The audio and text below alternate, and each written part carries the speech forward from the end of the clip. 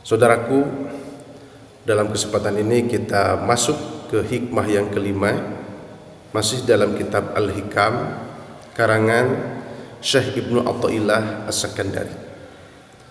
Kita bacakan dulu teksnya. Bismillahirrahmanirrahim. Ijtihaduka fima dumina laka wa taqsiruka fima tuliba minka dalilun ala intibasil basirati minka. Bersungguh-sungguh untuk mencapai yang telah dijamin Allah kepadamu, tapi lalai dalam menjalankan kewajiban yang ditugaskan kepadamu, itu menandakan buta mata hatinya. Saudaraku, itu ada yang disebut mata hati, ada yang disebut mata zahir. Kalau mata hati itu dalam bahasa Arabnya itu ainul basir. Jadi ainul basirah itu mata hati. Itu jangkauannya sangat luas. Itu sangat identik dengan ilmu tasawuf, mata hati. Yang kedua ada mata zahir. Nah, mata ini mata zahir. Mata zahir itu kalau dalam bahasa Arabnya itu basiratul ain. Jadi basiratul ain itu adalah mata zahir. Jadi kenali dulu itu. Ada mata hati, ainul basirah, ada mata zahir itu basiratul ain. Nah, di sini Musannif Syekh Ibnu Athaillah As-Sakandari menyebutkan bahwa ada orang yang buta mata hatinya. Bahkan di sini disebutkan ada tanda yang seseorang itu buta mata hatinya. Berarti buta ainul basirahnya.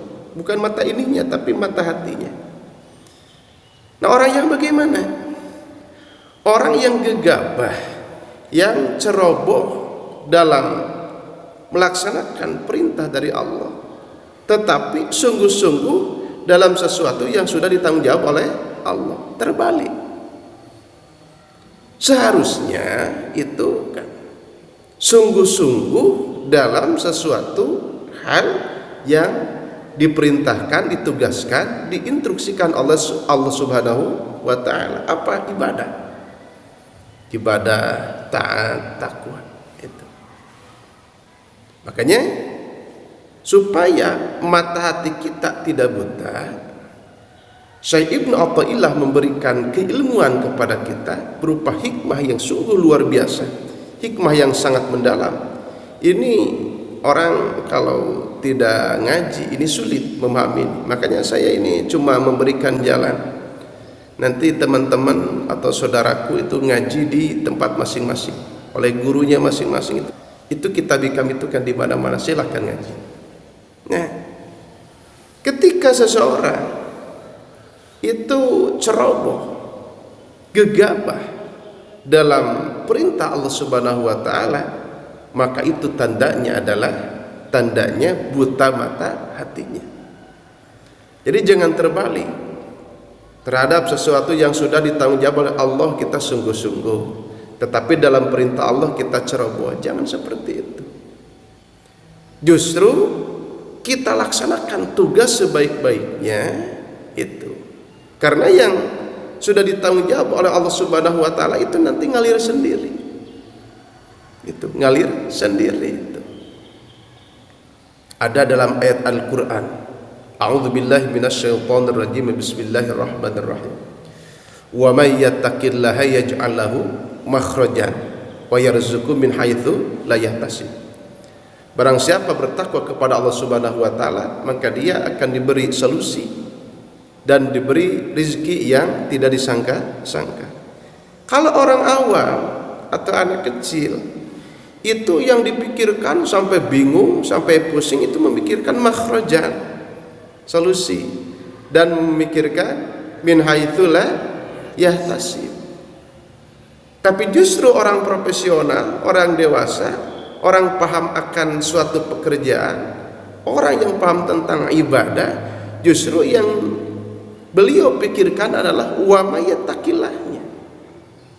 Wa mayattaqillahnya. Artinya apa? Bagaimana nih saya bisa takwa sebenar-benarnya kepada Allah Subhanahu wa taala. Jadi orang profesional itu memikirkan tugas. Bagaimana saya bekerja, ibadah, taat, takwa, mengabdi secara profesional. Nah itu. Makanya teman-teman kita alhamdulillah dari kalangan ulama, umara, atlet, pedagang, petani, buruh yang bekerja di kantor, silakan saja, dosen, guru. Beliau-beliau yang profesional itu memikirkan tugas. Bagaimana tugas ini tuntas dilaksanakan sebaik-baiknya. Nanti ketika sudah tuntas, upah itu alhamdulillah datang sendiri, honor datang sendiri, gaji itu gak usah dipinta. Jadi itu sudah ditanggung jawab oleh perusahaan, ditanggung jawab oleh bos. Apalagi ini ibadah. Ini kita gak usah ngatur Allah, gak usah. Kita gak usah ngatur Allah, gak usah. Allah itu maha mengetahui yang terbaik untuk hambanya. Kita laksanakan aja tugas dengan sungguh-sungguh, dengan profesional, dengan proporsional. Nanti pahala itu diberikan oleh Allah. Meskipun kalau kita belajar tasawuf, kita sedikit malu membahas pahala, tapi silahkan saja. Jadi kalau kita sudah belajar tasawuf itu jangan terlalu memikirkan upah, persenan, ujroh, gaji, pahala dari Allah. Kita malu. Toh kita bisa ibadahnya juga itu adalah sudah rezeki dari Allah. Tapi yang harus kita pikirkan diantaranya adalah kita ijtihad sungguh-sungguh dalam melaksanakan perintah Allah Subhanahu wa ta'ala. Itu. Kita makhluk normal, ingin berprestasi, ingin pahala, ingin kedudukan, ingin jadi pemerintah, ingin jadi tokoh masyarakat, ingin kaya, silakan saja. Tapi gak usah terlalu dipikirkan, tetapi tugasnya itu ceroboh, tidak dilaksanakan oleh kita, tidak kita laksanakan. Justru yang harus sungguh-sungguh adalah laksanakan ibadahnya dengan sungguh-sungguh, laksanakan tugasnya dengan sungguh-sungguh, laksanakan kasab yang halalnya dengan sungguh-sungguh. Nanti Allah akan memberi pahala, nanti perusahaan akan memberikan gaji, nanti bos akan memberikan persenan, dan itu gak usah dipikirkan oleh kita, datang sendiri. Nah seperti itu. Jadi kesimpulannya teman-teman ini sekelumit. Jadi ketika orang sungguh-sungguh dalam sesuatu yang sudah ditanggung jawab oleh Allah, itu tandanya buta mata hatinya. Naudzubillah min dzalik. Nah, supaya mata hati kita, ainul basirah kita tidak buta, justru kita harus paham bahwa kita yang harus sungguh-sungguh sebetulnya ada dalam ibadah, dalam taat, dalam takwa, dalam melaksanakan tugas dari Allah Subhanahu wa ta'ala. Baik itu ibadahnya ibadah mahdoh ataupun ibadah goer mahdoh. Ketika kita sudah sungguh-sungguh dalam tugas, dalam ibadah dan lain sebagainya, nanti upah, gaji, honor, pahala nanti datang sendiri. Itu. Jadi intinya kita laksanakan tugas sebaik-baiknya, semaksimal mungkin, seoptimal mungkin, profesional, proporsional. Nanti itu konsekuensinya, musababnya, nanti ujrohnya datang sendiri dengan sebab profesional kita, sungguh-sungguh kita.